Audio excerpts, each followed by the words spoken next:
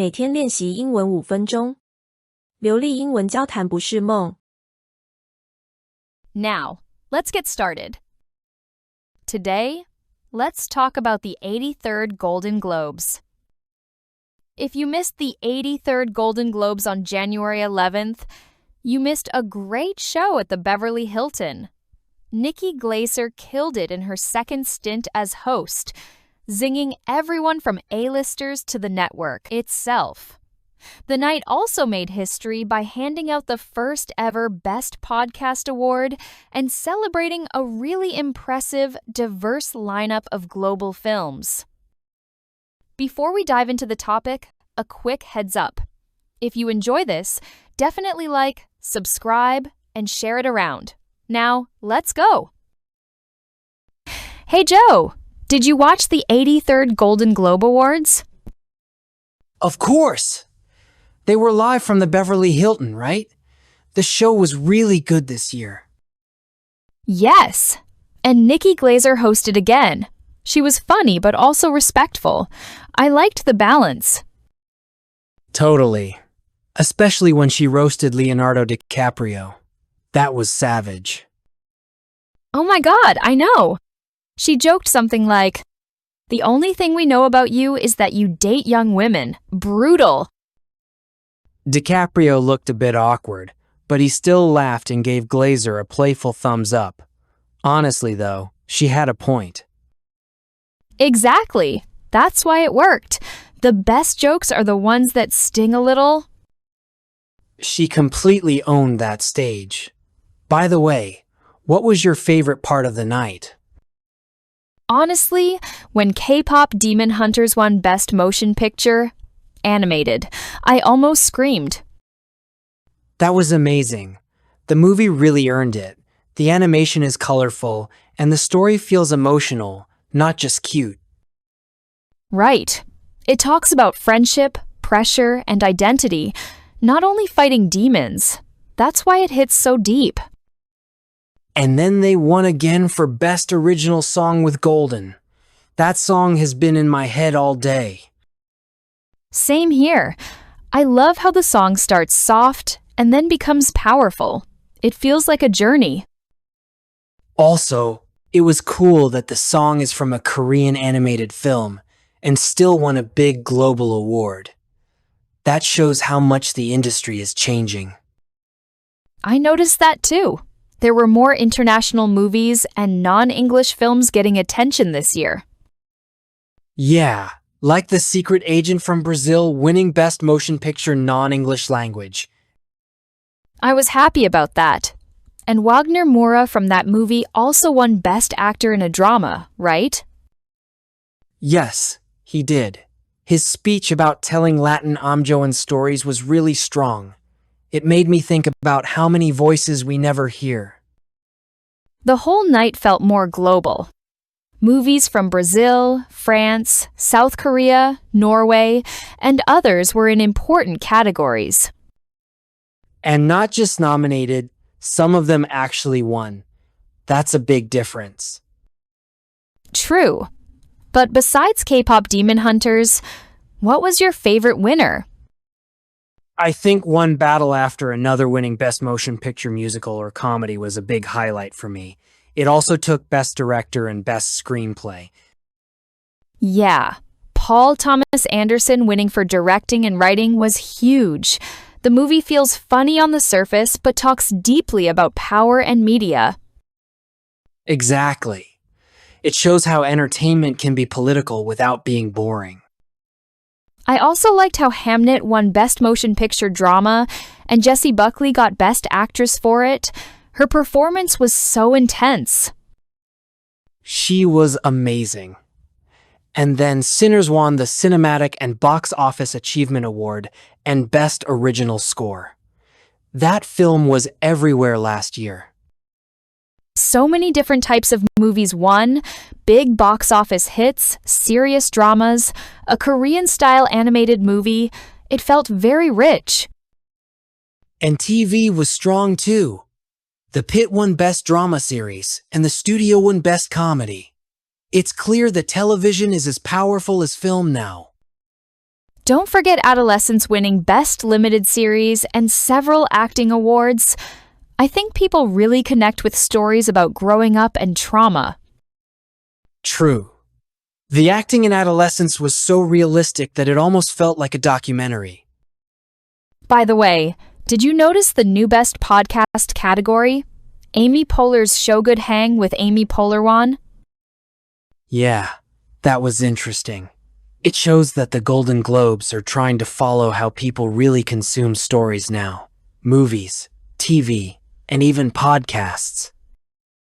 The whole ceremony made me feel that storytelling is expanding. It's not just Hollywood telling one kind of story anymore. That's what made the night special for me. It's like the Globes became a mirror of the world, not just of one country. And yet, even with all the differences, the themes are similar. Love, loss, power, justice, identity. Everyone can relate to that. Maybe that's why K-pop Demon Hunter stouched me so much. It mixes fantasy and pop music, but at the center, it's about feeling alone and then finding your people. That's a good point. The more global the awards become, the more we can see that people everywhere feel similar things. It also motivates me to learn more languages and understand other cultures better. Same. For me, the best part of the night was realizing that a big award show can still surprise us and open our minds, not just entertain us. Yes, it showed that when we listen to stories from many places, we also understand ourselves better.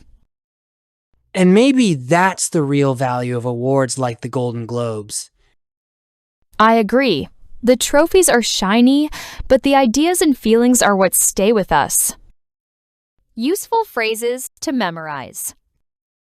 1. What was your favorite moment? Meaning, asking which part someone liked most.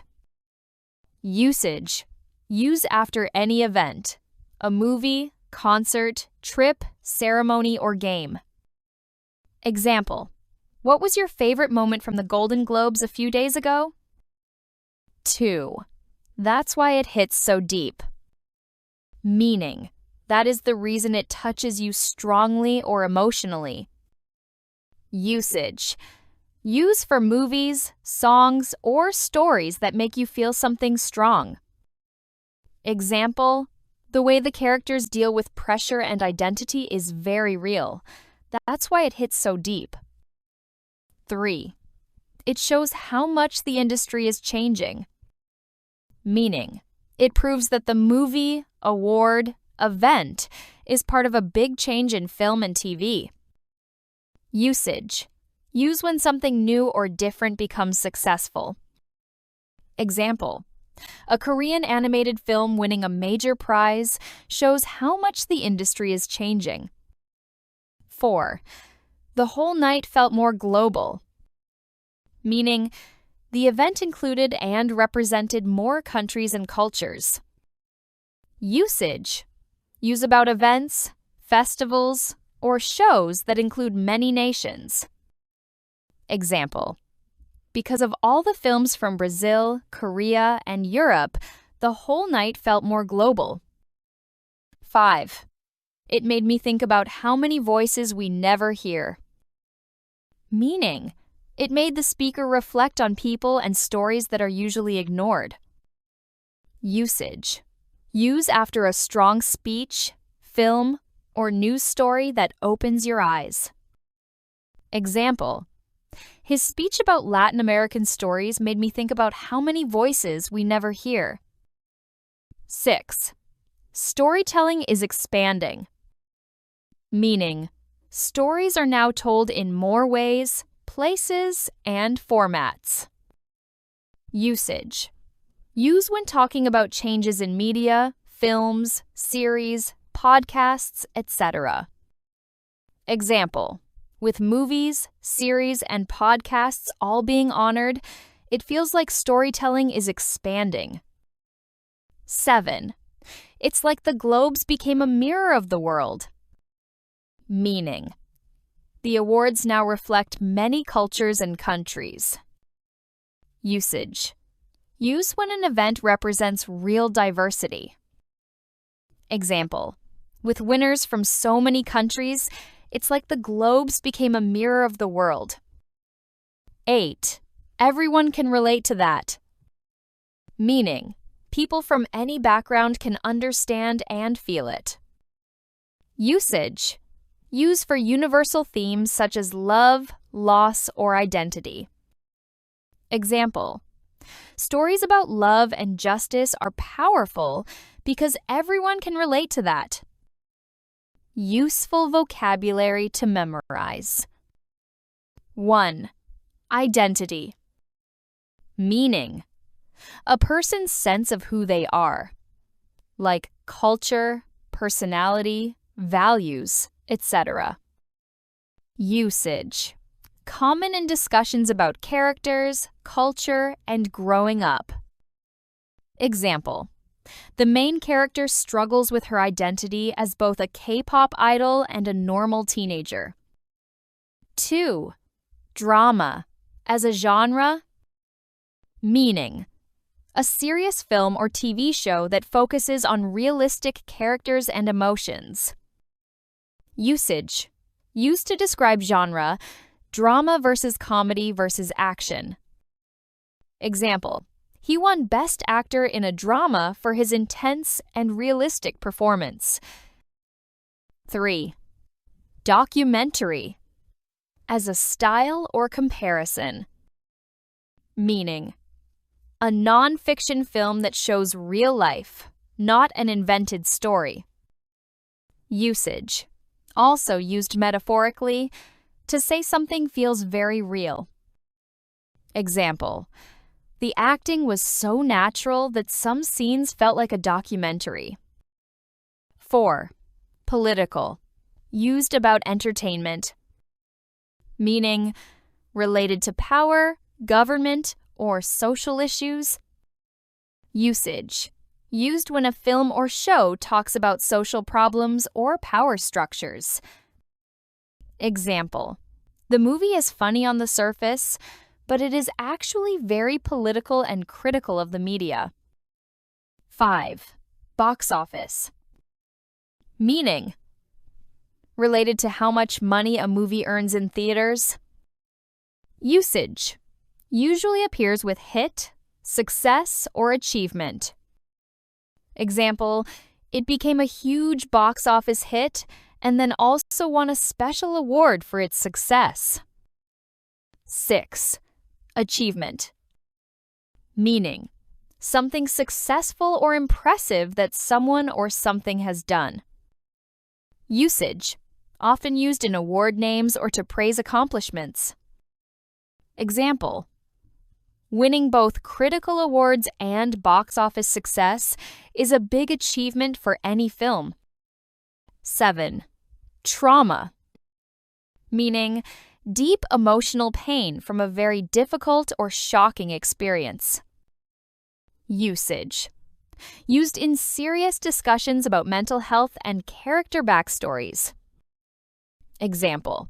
The series talks honestly about teenage trauma and how it affects relationships. 8. Represent. Meaning, to stand for or show something, such as a culture or group. Usage. Common when talking about diversity and media. Example. This year, more regions of the world were represented in the main film awards. 9. Universal. As in, universal themes. Meaning, true or understandable for everyone, everywhere. Usage. Used in film and literature when topics are global. Example. The film's universal themes of family and loss help it connect with audiences around the world. Great work! You crushed it. Let's keep that momentum going by focusing on mastering just a couple of phrases a day. It's those small wins that build true fluency over time. Okay, That's all for today. Thank you so much. See you next time.